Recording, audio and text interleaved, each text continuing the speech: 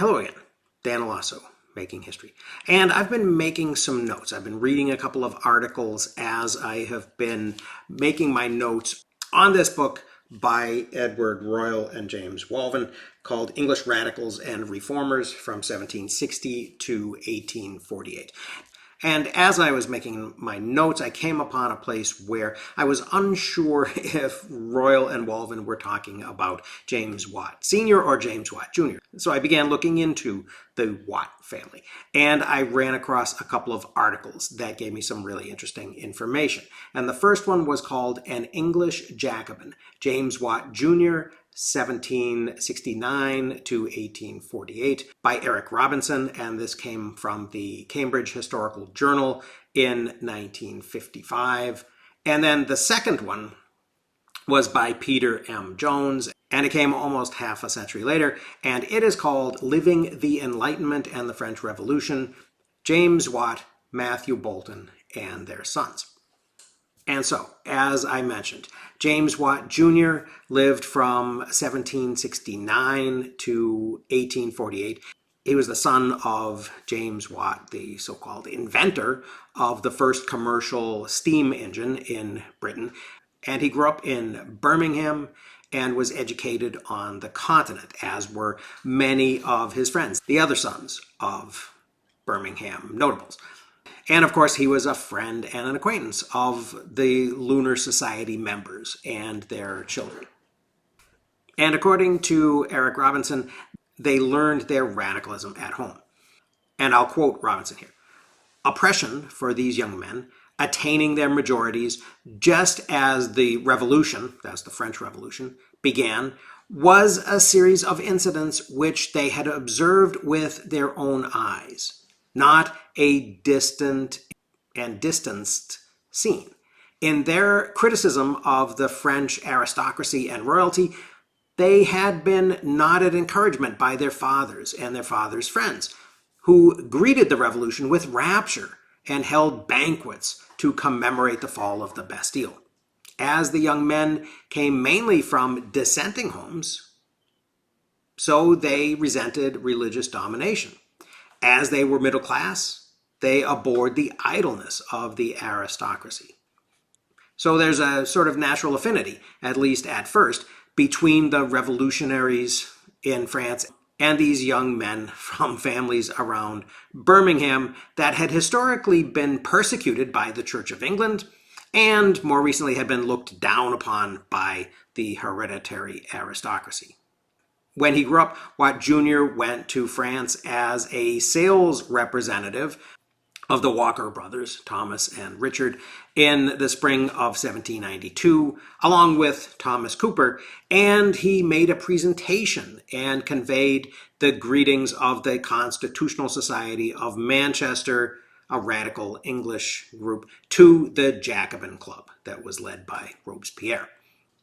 And then, again, in Robinson's words, within a week, Burke, that's Edmund Burke, attacked them fiercely in the Commons, his rhetoric being employed to great effect, but with no true moderation. There were in this country, he said, men who scrupled not to enter into an alliance with a set in France of the worst traitors and regicides that had ever been heard of, the Club of Jacobins. He attacked by name Thomas Cooper, James Watt, and Thomas Walker. Immediately, James Watt Sr. wrote to ask his son to be more moderate, lest the antipathy he aroused might allow Boulton and Watt's enemies, the Hornblowers, to get a bill through Parliament weakening Watt's patent for the steam engine.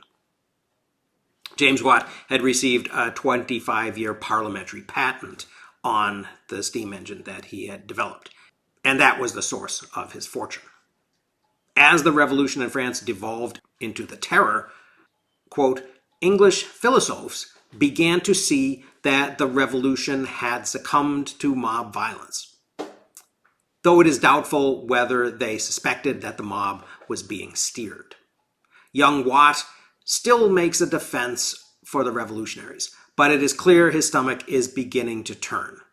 Quote, I am filled with involuntary horror at the scenes which pass before me, and wish they could have been avoided. But at the same time, I allow the absolute necessity of them. In some instances, the vengeance of the people has been savage and inhuman.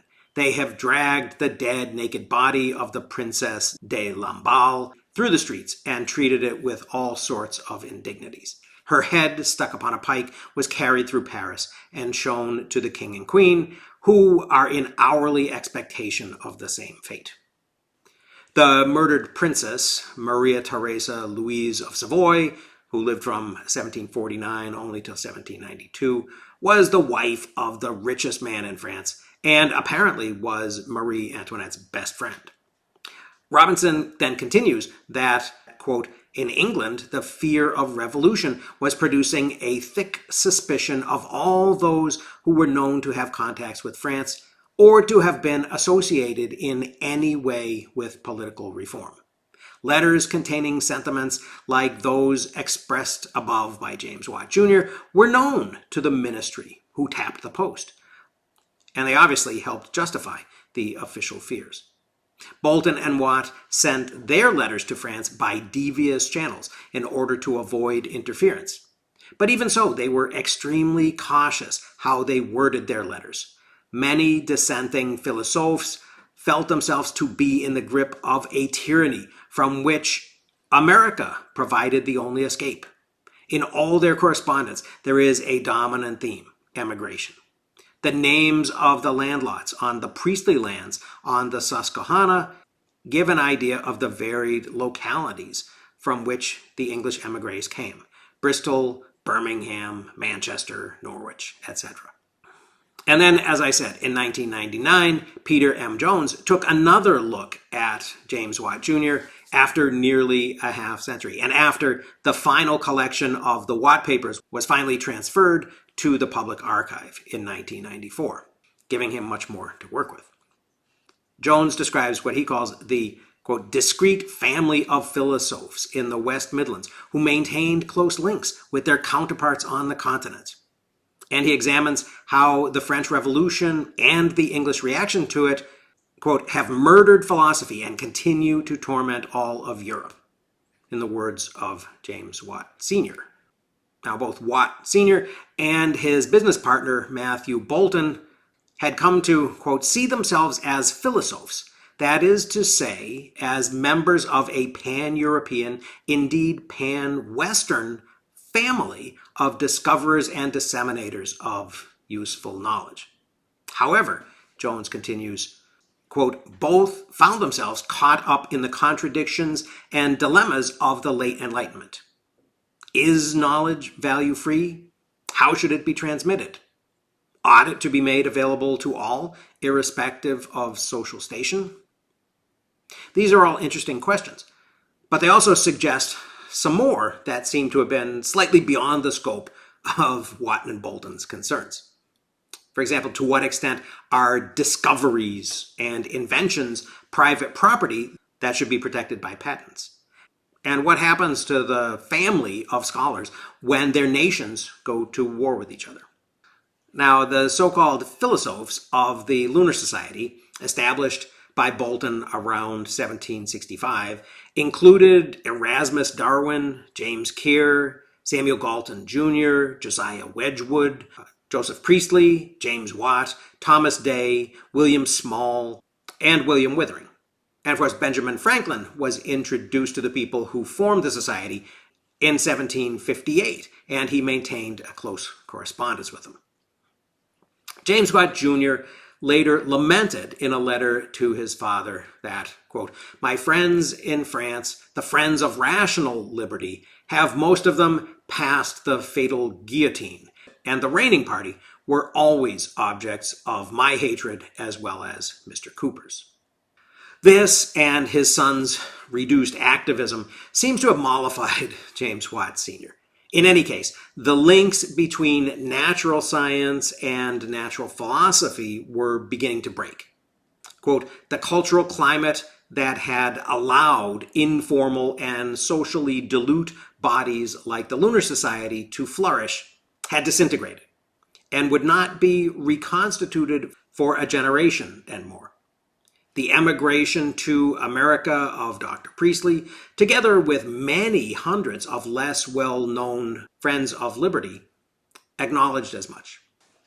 And I should track down some of these Friends of Liberty and find out exactly how many people emigrated to Pennsylvania along with Priestley in that last decade of the 18th century. To continue the quote, a period of 22 years of nearly continuous continental and maritime warfare after 1792 would also gravely weaken the free trade in knowledge, which the Philosophes had taken for granted. The revolutionary period had commenced with excitement. Quote, on a fine summer's evening towards the end of July 1798, Harry Priestley burst into his parents' house at Bar shouting, hurrah, liberty, reason, brotherly love forever. France is free, the Bastille is taken.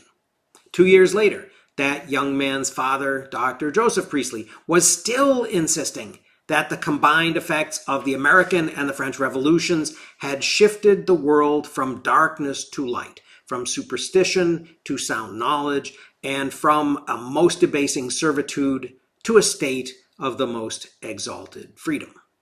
And of course, that changed radically with the Priestley riots. When the founding generation of the Lunar Society retired or moved away or died in the last decade of the 18th century, their sons seem to have retreated from both politics and from their excitement over discussing science together, although several, like Gregory Watt, did continue working in science.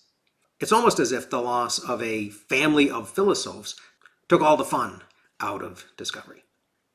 So I'll think some more, and I'll have some more to say probably in the near future about this connection between these Enlightenment communities of natural philosophers and the transatlantic radicalism that I'm pursuing. In the meantime, I hope you found this